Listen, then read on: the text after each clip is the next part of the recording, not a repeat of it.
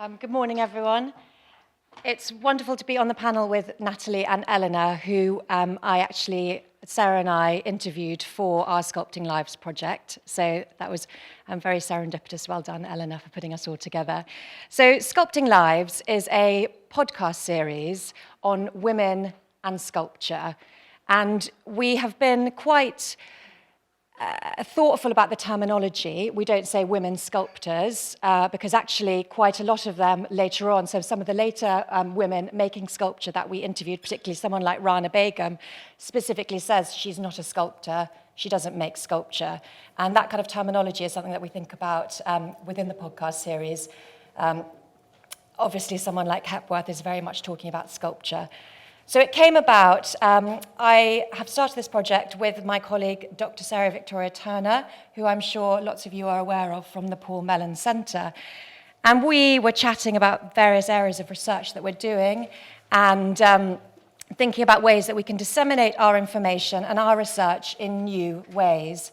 Obviously, podcasting is hugely popular at the moment, and we thought that would be maybe something that we'd like to try as an experiment in terms of disseminating information in this new way. Obviously, with art, it's quite tricky because we can't illustrate that, so we've had to learn how to describe things, particularly talking about sculpture on a podcast has been quite tricky. The Paul Mellon Centre, again, they obviously do a lot of research and sponsor a lot of research projects, and they felt that podcasting within art history was something that they wanted to look into further. So we're very lucky that they have sponsored this podcasting series. So we have done it about women and sculpture. And we were listening to one of the Artist Lives recordings, and Phillida Barlow was interviewed. And Phillida said that when she went to art school, she encountered Reg Butler. And apparently one of the first things Reg said to her was, apart from Barbara, name another woman sculptor, quickly followed by, let me tell you, there are none. So that's kind of where we started our research with that. This is me in the Henry Moore Institute, which is one of the first areas that we went. And we were looking then about literature, who gets written about, why people get written about, the number of women inserted into the narrative. And that's how we began. We came up here at the Hepworth Wakefield to interview Eleanor. There's Sarah there being interviewed. So basically, it's a 6-part series called Sculpting Lives, and each episode takes a woman sculptor as its subject. And we explore the artworks, networks, connections, and relationships of these artists. And we've recorded each episode in places that are significant for these women. Their studios, as well as galleries and public places where their art is on display. And we include new interviews with curators, friends, family, and the artists themselves. So what stood out for us across all our interviews with curators, working with and looking after Hepworth's work today, was obviously the esteem with which the sculpture is held and how her work continues to shape contemporary artists. So a lot of the artists that we interview later on in the series think about Hepworth as a lodestar in terms of how she shaped her career and the significance of her work. So compared to many women sculptors working in Britain, there has been a good amount written about Barbara Hepworth, both about her work and her life. And yet what we discovered was that so many people that we interviewed feel there's so much more to be found out about her. The podcast format allows us really to go behind the scenes and to create what we called soundscapes of the places that meant the most to the artist. And as we followed Hepworth across her career, one of the main topics of our conversation was how she negotiated the question of gender in relation to her artistic practice. How did she describe her work? What barriers did she face in becoming a sculptor? How did she describe the experience of being one of a small handful of women artists exhibiting on an international stage in mid-20th century? The answers aren't clear-cut, and we also found out that her response to those questions shifted across the course of her career. We also asked people and discussed how she negotiated the challenges of a very busy home life with a dedication to her profession, and also the fact that in her lifetime, she refused to let biography impact the way she was viewed as an artist, insisting she was to be understood as an artist rather than a woman artist. Such questions about terminology, identity, and self-positioning feel extremely relevant and alive today. We also talked about kind of practical things, because obviously this is a podcast series which is going out to a wider public, and we wanted to not just rehash the normal narratives about Hepworth, we wanted to delve into things a bit more, and also go behind the scenes for people, so talking about the practicalities of being an artist, the logistics of being an artist. So we talked about studio space, particularly with Sarah, we went across to the Palais, we talked about the practicalities of having a business, so making things, you have to secure larger spaces in which to make more ambitious, large-scale public works. The transition to bronze, trying to explain a bit more about how important that was. The feeling that she was really positioning herself on a world stage, how you do that, and I think Chris mentioned yesterday, that sort of difficulty that she had in that transition to bronze, but the impact that that had on her career. We talk about the awareness of legacy, and just sort of looking about how the Hepworth Wakefield came about, St. Ives, talking to Sarah, all those sorts of things. And within that, it was sort of placing her at the beginning. Obviously, everyone's heard of Hepworth, and it was kind of positioning her in the first episode as someone that to kind of to compare the later careers of the women sculptors that we then talk about within the episodes. So after Hepworth, so there we go, so little images. We then go on to Frink. So I'll just do a little bit more about the women that we've spoken about in the podcast series. So Elizabeth Frink we chose because in 1973, she was the first female sculptor to be elected as a Royal Academician.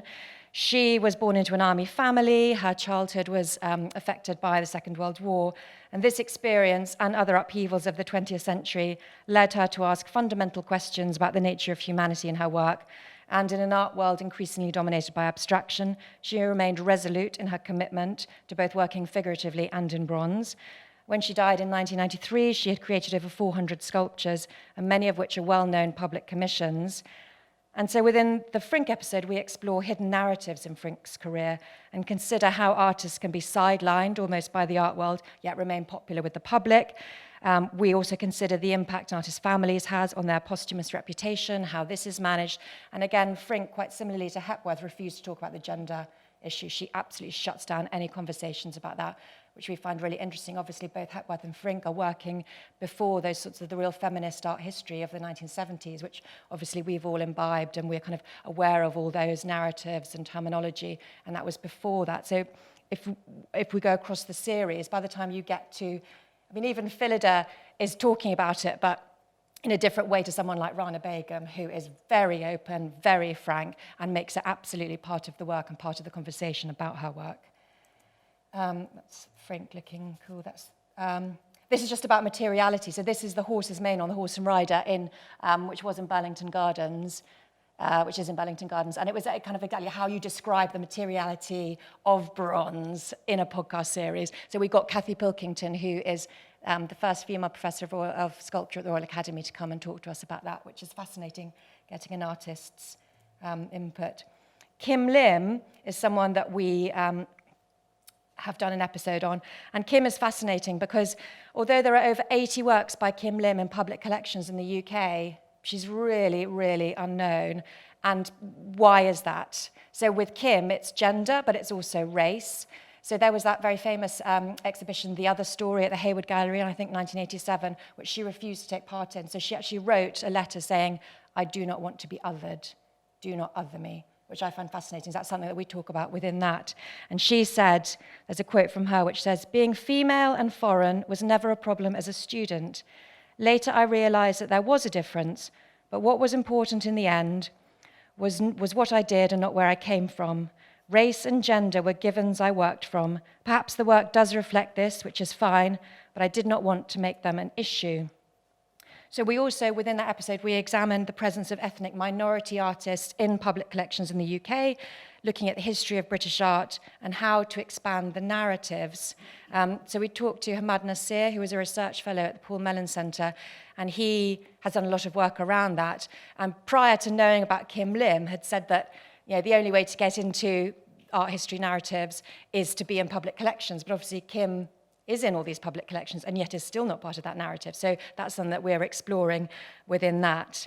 And someone that we interviewed about Kim Lim says, "She never wanted to be perceived as being other just because she was a woman and foreign."